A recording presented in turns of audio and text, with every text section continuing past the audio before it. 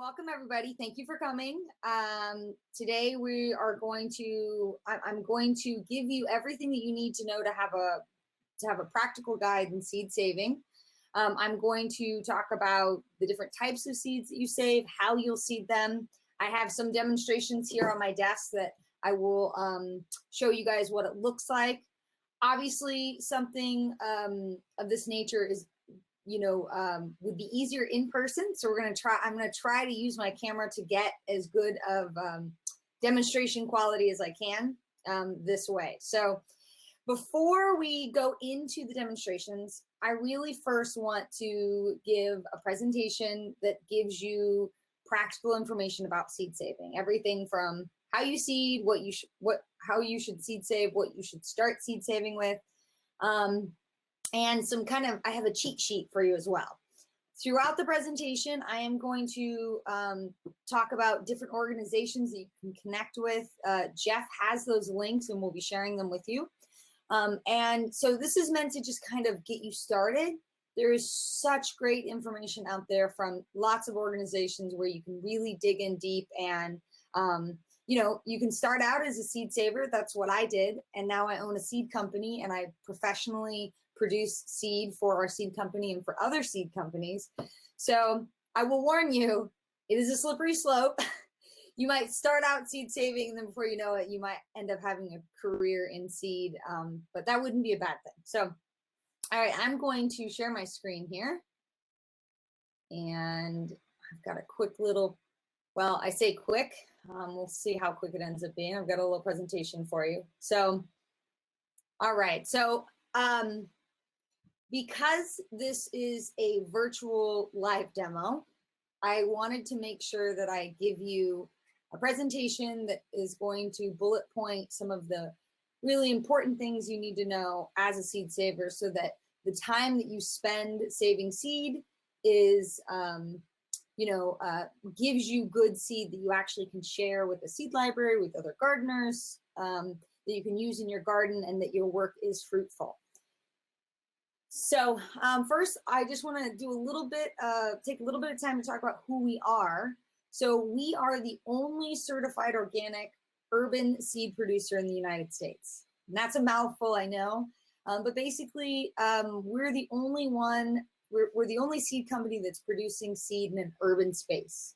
Most seed companies traditionally are producing seed, in rural areas on large-scale farms.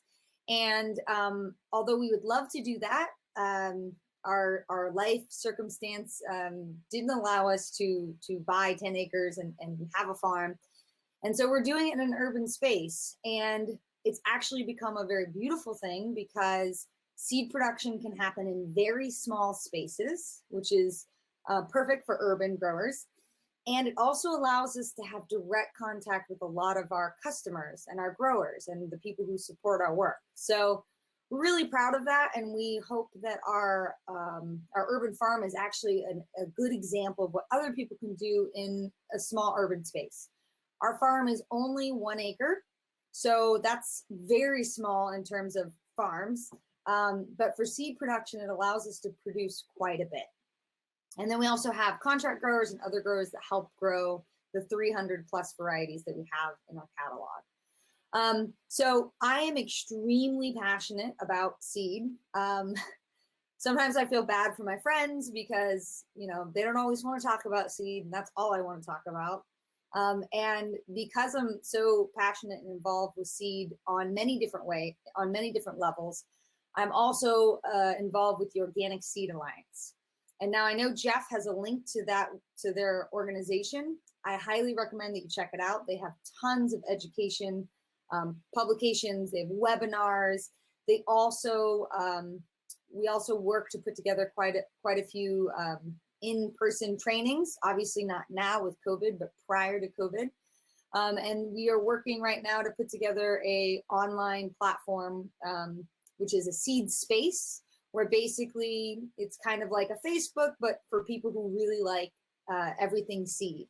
And so it's a good place to learn about seed policy, to learn about seed saving, seed production, genetics, breeding, everything. They're a really neat organization. And then lastly, I want to point out our Million Urban Farmers program. And this is a campaign to inspire, educate, and promote farming or gardening in urban areas.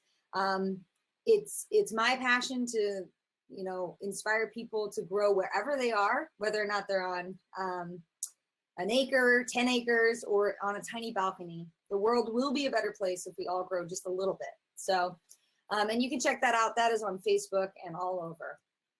So without further ado, I want to talk a little bit about why we want to save our seed. Obviously, it's really fun, but there is a bigger picture and a bigger purpose to saving our seed. I'm sure many of you know, and if you're here today, you're probably very aware that we have lost tons of our genetic diversity when it comes to our food crops. And as we are living in a changing world and our climates are changing, it is ever more important that we have access to as much genetic diversity as possible. Now, not just having access to the genetic diversity, also our food system, our global food system depends on having access to diverse food crops that we can grow in you know, changing climates and weather patterns. So it's important for the environment. It's important for our health and well-being, our food system. And also, I think, you know, this is part of what makes slow food so cool is it's just fun. There is something so awesome about finding a really rare, unique tomato and tasting it and realizing that nothing in the grocery store tastes like that heirloom tomato. And so keeping those genetics alive is really important for our culture and for the food that we eat and the things that we get to enjoy. So why would you want to learn how to save seed as a home gardener? Well, the amazing thing about saving seed in your backyard, in your garden, is that it is a protected place.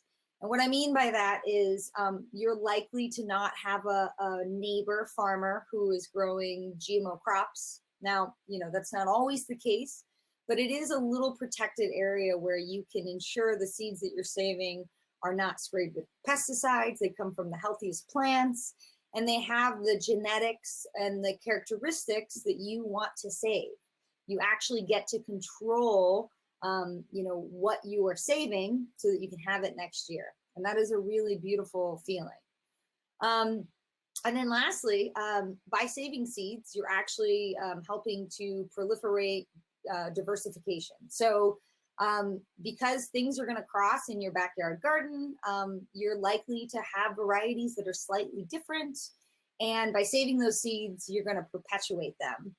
A fun little side story is that Waltham butternut squash, you know, the famous Waltham butternut squash, was actually an accident. It was an insurance salesman was growing a particular type of butternut squash in his backyard. His neighbor was growing another one. They crossed. He found them very unique, and he saved them year after year. And that is how we are gifted the Waltham butternut squash that we have today that we all know and love. So you actually could be a gardener that makes that happen. I was lucky enough to meet the man who bred the green zebra tomato, and it was a happy accident as well. And now it's in most seed catalogs, and most gardeners have grown that unique green tomato. So I want to empower you to seed save, not just for fun, but also for the ability of potentially creating a new heirloom variety that you get to pass on from generations to generations. So we all have probably seen this graphic, and by now this is probably outdated, but it's just a great general graphic to give you an idea of how many varieties we used to have and how many varieties we have today. So if you look at this graphic closely, you can see that in 1903, commercial seed companies had 288 varieties of beets. And those are different types of beets that were available to the home gardener. Now, if you go to a typical seed catalog, that's not the case. They're dwindling because a lot of varieties are not being saved. They may not have characteristics that are good for commercial growing, so seed companies drop them. And this is concerning. I don't know about you, but I want to live in a world where I have 288 varieties of beets to choose from. And so It's part of the reason why we started our seed company, is so we could be a small part of reversing that that unfortunate pattern. So again, common graphic, I'm sure you've seen this many times, and it's just showing us that our food crop varieties that are available to us are dwindling. And so we need to do our work to save those seeds and share them so that hopefully they're available for future generations. So seed saving, a practical guide. I'm going to show you, because we only have an hour and I could go on and on and on about this, I'm really going to focus on easy crops to save seeds from. Crops that you will have a lot of luck with. They're very easy. They don't require a large amount of space or anything like that. So that's going to be the focus of this. I want to mention that this is a practical guide, and I'm going to start with the easy crops. But if you really want to get into it, there's a lot of great guides. This is one of them here. And I'm sure Jeff will put this in the link. It is called The Organic Seed Grower. And this was actually written in partnership with Organic Seed Alliance. And it gives you every single bit of information you need to know per crop to save seeds. And how you can actually do it on a professional level and then potentially, eventually sell those seeds or share them or whatever you would like to do. So it's a really good book. Another fabulous book, if you want to jump deeper into this, is Seed to Seed. That is a holy Bible book for seed savers. It's got tons of great information to help you learn how to save seeds, they're almost on a professional level. So, and lastly, I want to mention that, seed saving can be really fun and it can be addicting. And before you know it, you can have a closet full of seeds. That's what happened to me. But I want to tell people to focus on saving seeds that you're actually going to use, that you're actually going to share with other people, that they're crops that you are likely to grow and enjoy. And I think you'll just get more out of it in the long run. So these are basic suggestions that I have for you for saving seed. And if you remember nothing else from this session, I really want you to remember this information because it's going to make you successful. So you only want to save seed from healthy plants. Saving seeds from plants that are diseased or really are not doing well is not a good idea because you're not saving the best genetics to pass on. And so, if you have a tomato plant that isn't doing great, that's got disease and other issues, you're not going to do yourself any favors by saving seeds from that plant. But what you can do is save seeds from a really healthy tomato plant in your garden, and you will end up with healthier seeds, and the future generation will end up being healthier. Lastly, next, I want to mention that you want to save seeds from the largest population as you can. And what that means is if you have 5 tomato plants and all 5 of those tomato plants are doing really well, save seeds from all 5 of those tomato plants if they're the same variety, because you will have a larger genetic pool, which means you have healthier and happier plants. You want to control cross-pollination, which I'm going to talk about that in the coming slides. And lastly, you want to store your seeds correctly. And I will go over both of those points in depth. But if you go through all of this effort to save your seeds and then you don't store them correctly, you will be very sad when you open the jar or the plastic bag or however you have them and they're covered in mold. So you really want to save them correctly. That's important. All right, so this graphic, I'm wondering maybe there's a way that Jeff can share this or you guys can screenshot it. It is basically the best cheat sheet you can ever have when you are first starting your seed saving journey. So I'll go over what all of this means. So, without getting too deep into the, flower biology of plants and, some of the kind of more sciencey stuff about plants, I'm just going to tell you what this information means. So if you look on the left-hand side here where it says peas, lettuce, tomatoes, and peppers, these inbreeders are the easiest to save your seed from. And what inbreeding means is they tend to breed within their own population, which means if you save seed from them, you will likely get the same characteristics the following season. What this, these 5 foot, 10 foot, 20 foot, 500 foot means is that's the distance at which you need to separate varieties to guarantee that you have no cross-pollination. So what that means is if you have 2 different types of peas and you want to save those 2 different distinct types, you know, maybe it's a yellow pea and it's a purple pea and you want to keep yellow pea, purple pea, they need to be separated by at least 5 feet. And the reason why I like this graphic and the reason why I think that you should keep it and remind yourself of this information is it shows you what's really easy to seed save in the backyard setting. Most of us have 5 feet where we could separate something. Or, you know, you could do it you could do a pea variety on the front side of your garden, maybe in the front yard, another in the back, but 5 feet is not too bad. So it's a really great graphic. Next, I want to show you on the bottom, it's got 5 plants are acceptable. And what that means is the population. You only really need 5 plants for peas, lettuce. Those plants, if you save seeds from 5 plants, you'll have enough genetic diversity to guarantee that you'll have a happy, healthy next generation of plants and seeds. So it's really, really a lot easier. And lastly, down here, they're self-pollinators, which means they need minimum isolation. They pollinate within themselves. Now let's go look at the other side of this graphic. And then you have like beets. Now beet seeds, beet plants, they actually pollinate by wind, and they have this super fine powder-like pollen that moves from one plant to another. And so if you're growing multiple varieties anywhere near each other, they're likely to cross, which makes them a lot harder to save in the backyard setting. You also need a very large population for healthy, happy plants, 100 plants plus. So in the backyard garden setting, that might not be applicable. So anyways, this is just a general guide, but it's a neat little cheat sheet. I will refer to this a couple more times in the presentation just to give you an idea. I am going to show you exactly how you do seed saving for peas, lettuce, and you know, and things like that. So, all right.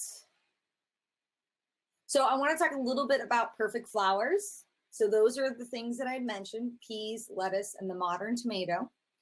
And basically, those are flowers that have both the male and female part inside of them. So it's very unlikely that they're going to cross-pollinate with other plants. And those are peas and lettuce and tomatoes. Now you'll notice that I put modern tomato, and that's because, I'll show you here, very old varieties of tomatoes actually have a stigma that comes out of the flower. And that means a little bumblebee or a fly or any insect that's coming along can land on that stigma with pollen from another tomato and cross-pollinate it. Now, these are very old varieties of tomatoes. The modern tomatoes from about, I'd say probably 1950 on, actually have a recessed stigma, which means that it's very unlikely they'll cross-pollinate because a bee is not going to get inside of that flower. Now, how do you know if you are trying to save seeds from a tomato and you need to see if they're going to cross-pollinate? You can actually just take a tomato flower, look at it underneath a microscope, or I'm sorry, you know, the thing that makes it look bigger. I can't think of the word. You just look at it closely, basically, and you will be able to see whether or not the stigma is outside of the flower or inside of the flower. And that's going to tell you whether or not it's going to cross with tomatoes around it. So monoecious flowers are flowers. Let's break down that word and see what that means. So mono means one, and caecious means house in Greek. And so what that means is male and female flowers live on one house or on one plant. So a very popular example of that is squash. We all have, or hopefully you guys have all had the fun experience of pollinating your squash plants by hand, where you actually take the male flower off and you go over to the female flower and you put some mood music on and you look away and you have them do their thing, right? And that's how they pollinate to make the squash flower. There's other varieties that are very similar to that.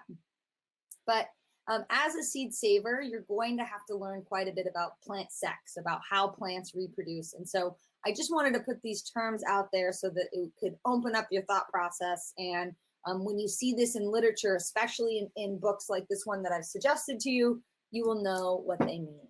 So actually, one of my favorite things to do is pollinate corn. And it's very easy. You just shake the plant and you can see the pollen fall from the top down to the silks at the bottom. But I always joke that when you do it, you have to put on a little bit of Marvin Gaye and, make the corn feel, in the mood. So on the other side of that is dioecious flowers. So di meaning two, satious meaning house. And so these are flowers that actually, or plants that actually have a male flower on one plant and a female flower on another plant. Now, these are plants that are really hard to save seed from because you have to have a very big population and you have to ensure that you have plenty of male and plenty of female so that you can get that cross-pollination. Some examples of that is spinach is a very popular one, and hemp is a very popular example of having a male and a female flower. All right, so this is that graphic again, and I wanted to show it to you because I want to show you on this side here where it's, from squash on, where it's a little bit more difficult to save seeds.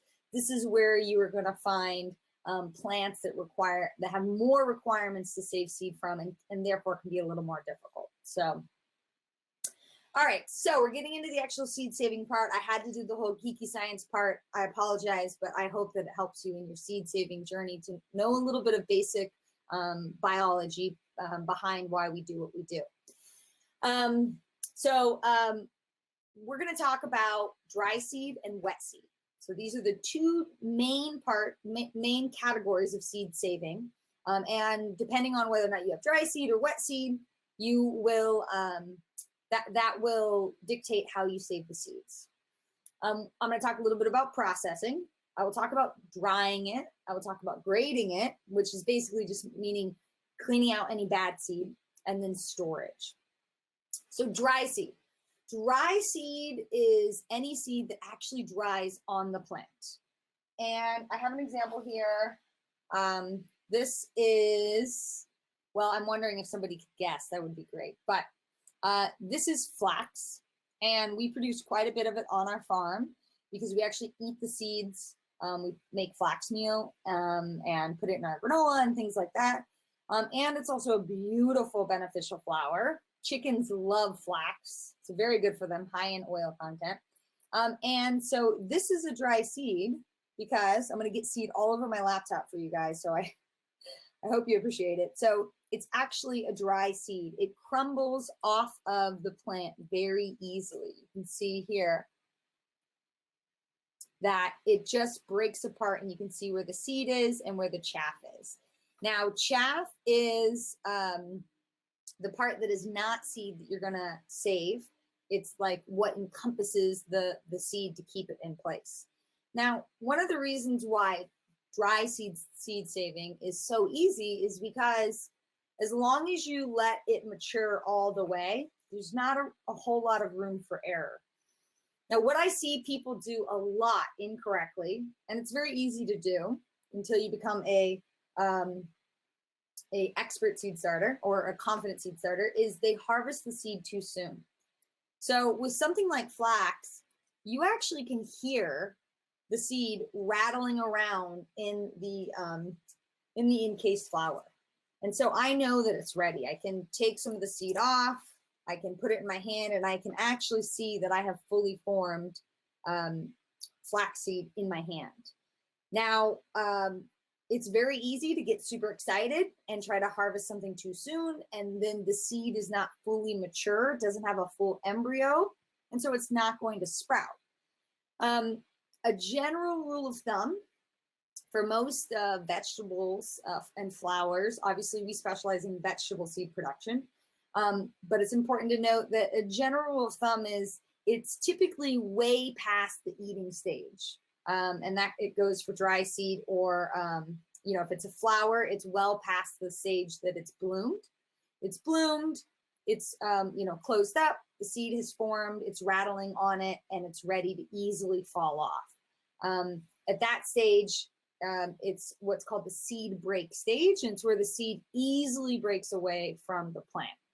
That's a big thing that I see people do wrong. So I've got another plant here, and this is totally going to make a huge mess, but so I don't know if anybody can guess what this is. It's a beautiful grain and a flower, and actually prior to the 1920s, really like turn of the century, this grain was the #1 grain in the United States for consumption before wheat became subsidized. This is amaranth. It is a beautiful flower, and what's amazing about it is it's very easy to save seed from, because as soon as it gets to this stage where it's very brown, the seed easily falls off the plant. I mean, there's seed all over my desk now. It's probably in my keyboard. I don't know if my keyboard will work later now. But it's very easy to know when the seeds are ready, because they will fall off easily off of the plant. And now I want to show you, I've got a big bowl here. So these bowls are fabulous. You can get these at a restaurant supply store. They don't have to be this big, but they really help quite a bit when you're doing winnowing or threshing. And I'll explain what that is. And it's also nice when you are harvesting things like amaranth, that you have a big space to put your seeds in. So it's very simple. I'm just going to run my hands over it, and I can hear all of these seeds falling off into the bowl. And of course, you're going to get chaff, we're going to get other things. That's going to happen, but it's very easy to get that material off, and I'll show you how. So inside of here, I have chaff, I've got seed.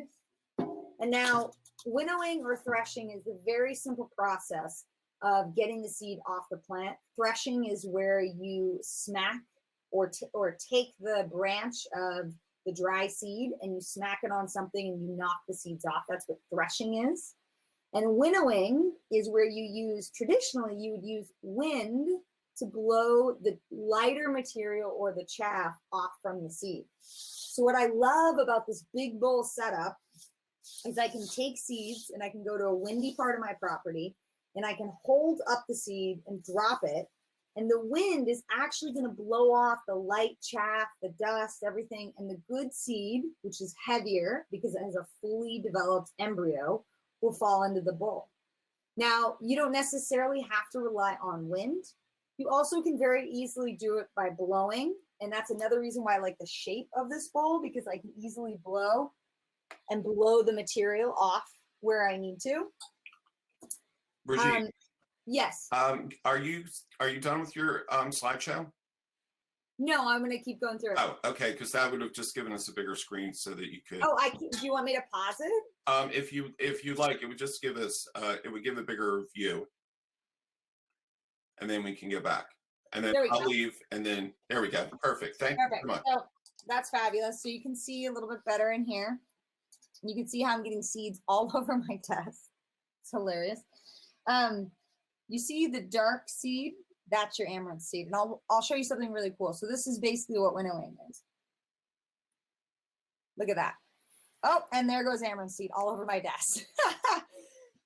But basically, I was able to very easily blow the chaff off from the rest of the seed that's in the bowl. And now, I know with technical limitations, I can't show you as much as I would like to, but if you go onto our YouTube channel, we have tons of videos of where we're doing this. We have photos on our Instagram, all kinds of stuff. Now, like I mentioned, you don't necessarily have to use your breath or the wind. You actually can use a box fan too. It's very simple to pour seed in front of a light box fan air movement, and you'll watch the good seed fall down onto the tarp or the bowl that you have below, and the bad seed, which is lighter, or anything else can just get pushed away. So that's one way you can process dry seed. Another really great way is just something like this. So this is I have hundreds of these. Well, maybe not hundreds. I've probably bought hundreds over the years, and we lose them, we break them. We actually pick them up from like the Goodwill. And it's just a little pasta strainer. You can build screens yourself as well, or there's companies out there that sell it. But what's really nice is if I have a seed that has kind of bigger products, you know, sticks, rocks, things that got mixed into it, I can very easily use this to let the small seed fall through and get the bigger material off. So again, dry seed is very easy. And the point of doing dry seed production is when you're cleaning it is simply to get off anything that's not seed. You don't want that to stay in wherever you store your seed because it's more likely to hold moisture and more likely to mold. It also can have insects in it, which, you know, you might put a jar of seed away and the next season you grab it and you notice everything's been eaten by an insect. I actually have an example to show you here. You guys can see that. So that is the pantry moth, which is our #1 enemy. And what happens is that pantry moth gets into plastic bags. It actually can eat through the plastic bags. And then it will eat the inside of the seed and obviously destroy the seed.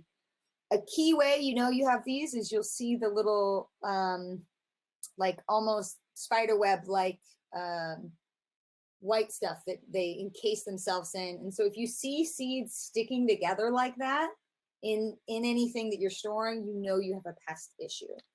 And so if you're storing seeds on a small scale, glass containers or plastic containers work really well as long as it's fully dried. And so I will get into that next. But let's go back to our presentation here. And there we go. So now we're going to talk about wet seed next. Okay, so dry seed, again, anything that isn't that dries on the plant, basically. Then you have wet seed. Wet seed is any seed that is encased in a fruit or pulp or juice or anything wet, basically. That's what wet seed is. Now you're going to process this a little bit differently. So tomatoes are a very popular example. And I do want to mention that if you want to be a serious seed saver, you should ferment your tomato seeds. So, you know, when you have a tomato seed and you put it in your finger and it has that little gelatinous sac around it, well, that little gelatinous sac is to prevent it from germinating inside the tomato. And so it has a germination inhibitor in that little sac around the seed. If you remove that by fermentation, you will have much healthier and better germination. And you also can kill some seed-borne diseases. Now let's think about why this is. Naturally, a tomato will overripe on the plant, it will fall off onto the ground, and it will rot. That rotting process takes off that germination inhibitor, kills bad bacteria that might not allow the seed to sprout, and allows for a healthy, happy plant to grow. And so we want to replicate that when we're saving our seeds. We have a video on our YouTube that talks about tomato fermentation. It's very simple.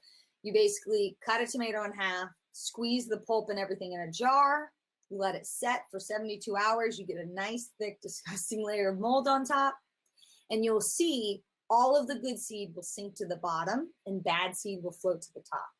Another reason why I really recommend doing the tomato fermentation is it's also going to give you better quality seed because you will have an easy way to get the lighter seed to float to the top and pour it off.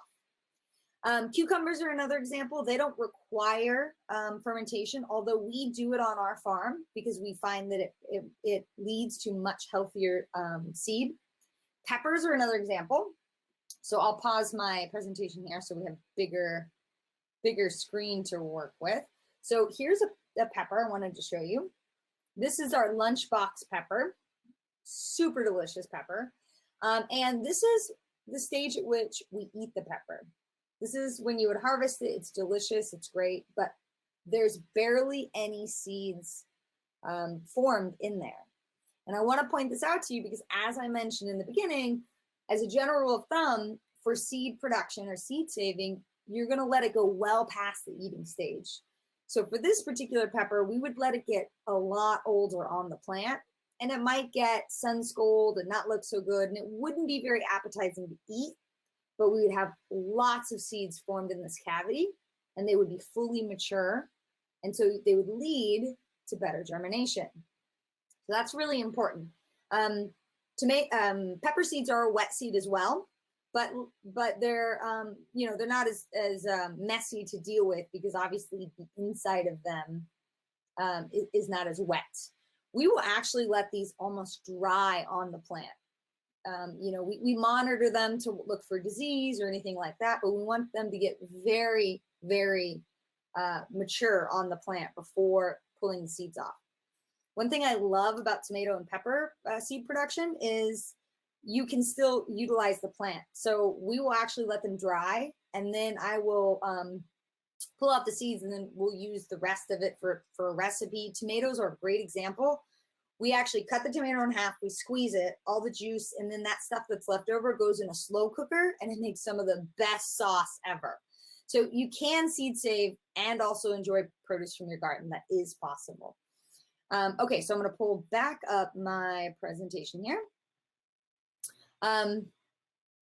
So melons are another really good example of wet seed production. And now the reason why these are characterized as dry and wet is once these seeds are dry on a dry plant, on a dry seeded plant, you do not want to get them wet again, because that will start germination process. Wet seeds, you can get wet, and you can actually use water as a way to grade or quality check your seeds. So good seed has a fully developed embryo, and it is heavy and will sink to the bottom of water. Bad seed, which has no embryo in the middle and is like a little boat, will float to the top.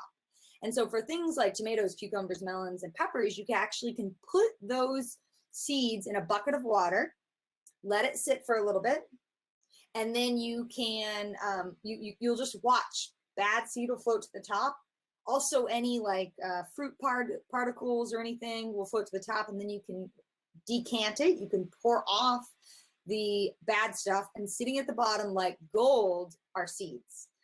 I know we have several videos on eggplant where we do that on our YouTube channel and on our social media, and still to this day, I've been doing this for 10 years. Every time I pour off the top of the bucket and I see the seeds sitting at the bottom, I just squeal. I just get so excited. It's like gold. So that's a neat part of wet seed saving that you can do. And now obviously I don't want to do that in front of my laptop. So it's a little bit hard to demonstrate those, but I have tons of information out there that I'm sure Jeff will get links for you so that you can watch that. So that's wet seed and dry seed.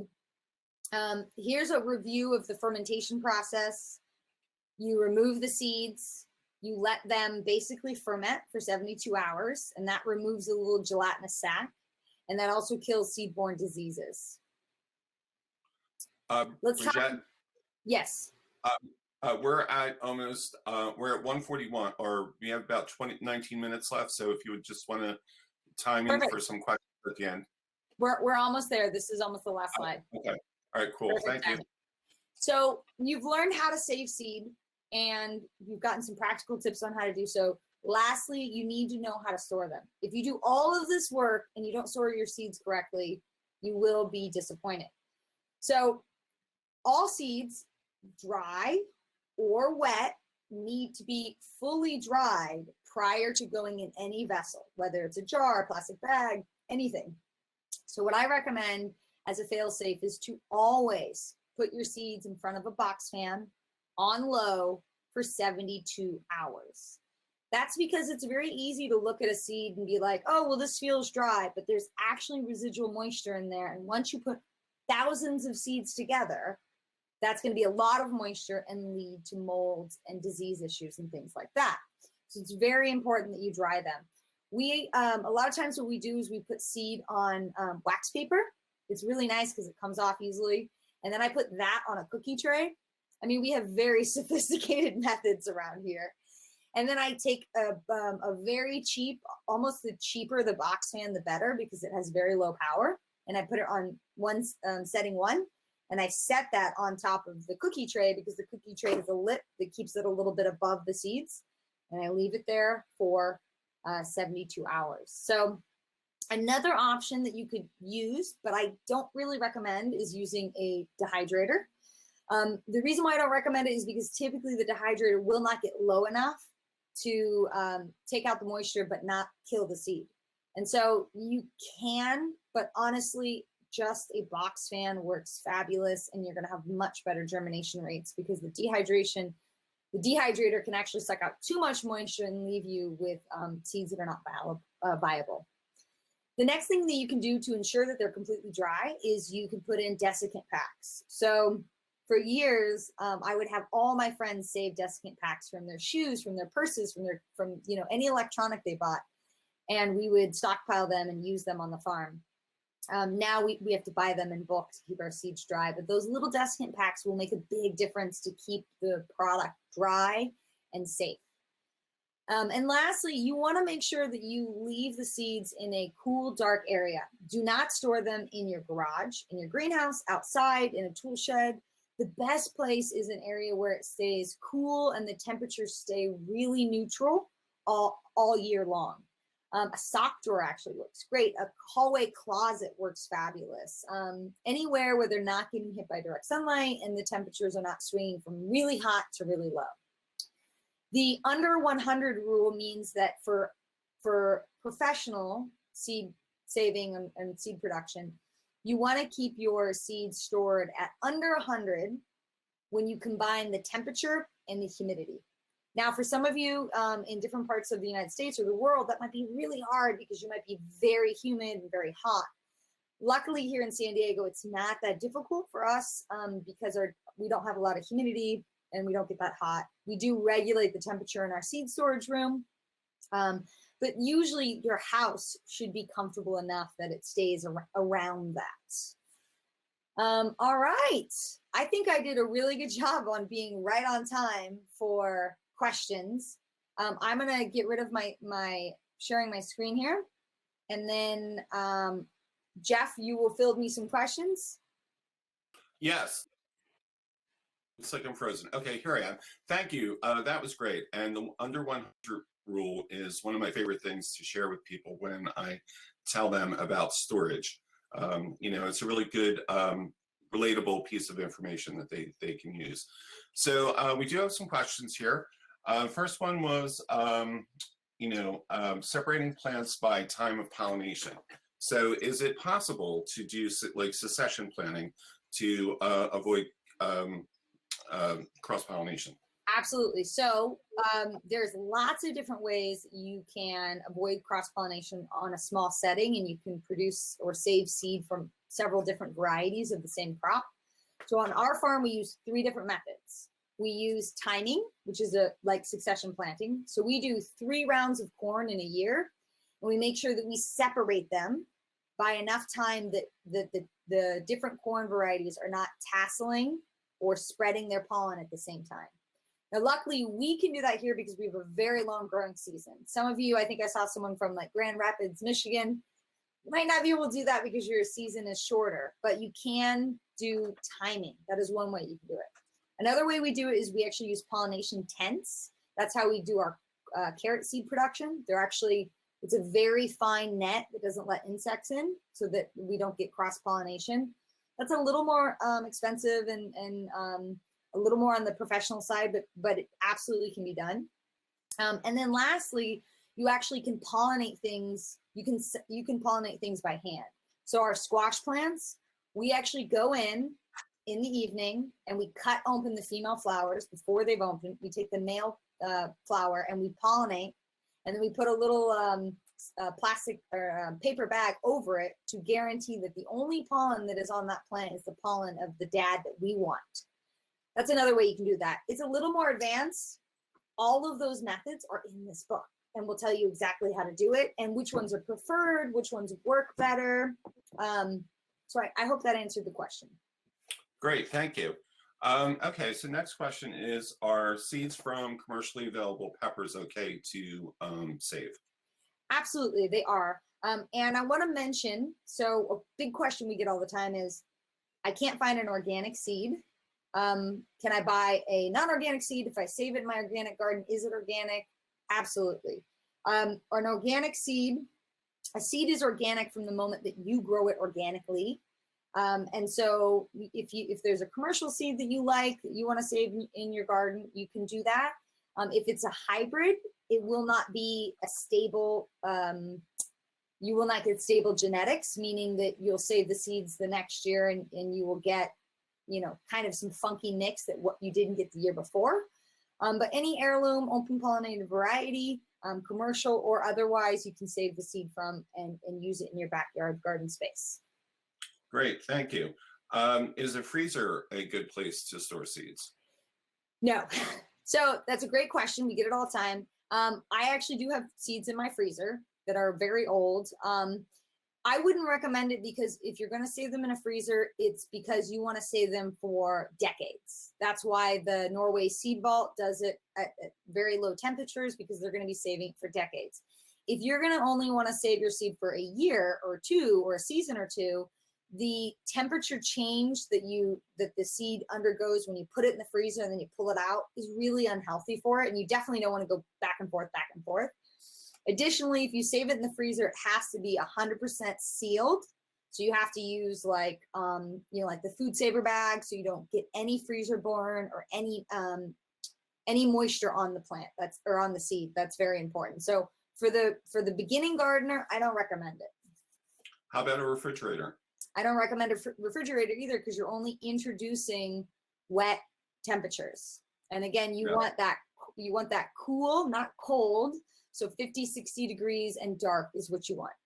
Yeah, moisture is a big concern. Okay, so we have this is an interesting question here. How did you go from personal seed saving to running a seed company or running a company? Yeah, through the Organic Seed Alliance, basically. I have worked with them for years now. They've helped me get education. I've studied at University or UC Davis at their seed biology department. They actually have a seed professional course that you can take. So there's tons of resources out there if you're interested in going from serious to, you know, commercial level. And I'm happy to provide all of those links. I do serve on the board, and so I want to push, you know, all the work that we do with OSA. Yeah, I started following the Organic Seed Alliance long before I started getting into seeds. I think that was part of what got me fascinated by the whole process. They're a wonderful organization. And I do want to mention, so I believe I gave Jeff this link, but it's called eOrganic, and it's a platform that has tons of webinars on everything agriculture, from sustainable pastures to seed production. But they have a lot on seed, and there's really great webinars on there for those that want to learn more. Okay, so here's a question. Looking to incorporate seed saving from a Three Sisters garden, but with limited space and school gardens. Would like to try this with corn. Please offer suggestions. So corn is on that other side of the spectrum where it's very difficult to save seed from, because you need at least 60 to 100 plants. So in a small setting, that may not be possible. You can absolutely save seeds from less plants, but what you'll notice is the next year when you plant those seeds out, they're not going to be as vigorous. They might be stunted. So it's better to start with plants that are on the easier side of that spectrum when you're in a smaller space. Okay, so what was the self-pollinator plant list again? My amaranth, cherry tomatoes, and tomalitos come back each year. So wondering if I should save those seeds. Second, do you have recommendations for preparing eating amaranth? Oh, yes. So amaranth, one of the things that I actually love about amaranth is you can actually pop it like little popcorn. It's so much fun. You put it on a hot skillet and it like makes little popcorn. We actually use the seed too, just as a grain, and it goes in our cereal. It goes in different granola bars and things that we make. So that was one question. And then I'm sorry, Jeff, what was the other one? The second one, well, the first one was what was the self-pollinator plant list again? Oh, self-pollinate, it starts with lettuce, and peas are very easy, and tomatoes and peppers. And now that graphic is important because it is a spectrum, and it's a good way to represent plant biology. Some plants hover in between, or they have aspects of several of those different things. But peas, lettuce, tomatoes, peppers are the easiest to save seed from, and they are self-pollinated. How about beans? Beans are as well, and they have perfect flowers, meaning they pollinate within themselves. An interesting tidbit is that if you live in a very tropical climate where your insect population is very robust, The same rules may not follow for you as they do for us, because you may have insects that will actually chew through part of the flower and incidentally pollinate it. So every area is a little bit different. And actually the Seed to Seed book does a really good job of explaining, the possible exceptions to the rules. Okay, so do you work with genetics? I'm not quite sure what that question means. We work, we do breeding, but we do very rudimentary breeding here where we cross plants by taking male and female and crossing them.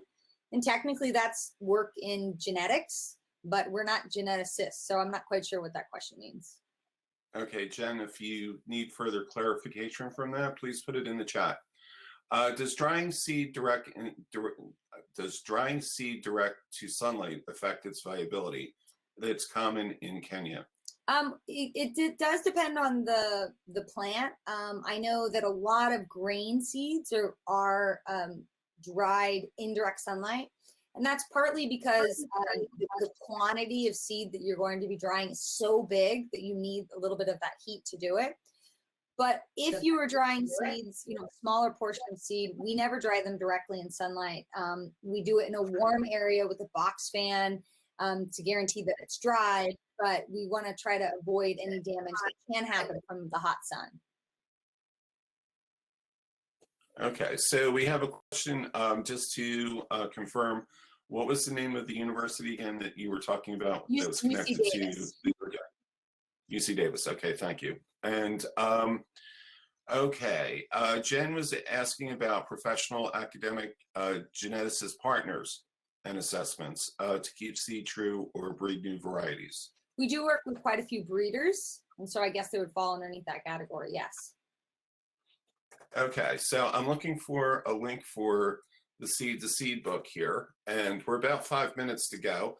So do we have any other questions right now? We've caught up on the questions from the chat. So if you have any more questions real quick, add them into the chat here. Regional seeds are best versus buying from San Diego and growing them in Minnesota. Yes, that's a fabulous question. Regional seed is something that I'm very passionate about. And regional seed used to be how every seed company worked. They would specialize in a particular area, and they would sell varieties that do really well in that area and have disease resistance to local pests, and they have qualities that are beneficial to those particular areas. And I still believe that is the case. So for us at San Diego Seed Company, we focus on drought tolerance, we focus on small spaces, we focus on plants that do well in the American Southwest. So for example, you're never gonna find Brussels sprouts in our seed catalog because you can't grow them here. I mean, people say they can, but you really can't. They're not very flavorful, they're bitter. And it takes a lot of input to get Brussels sprouts to really be any good because we don't have a long enough cool season. And so that is how we keep our collection regional.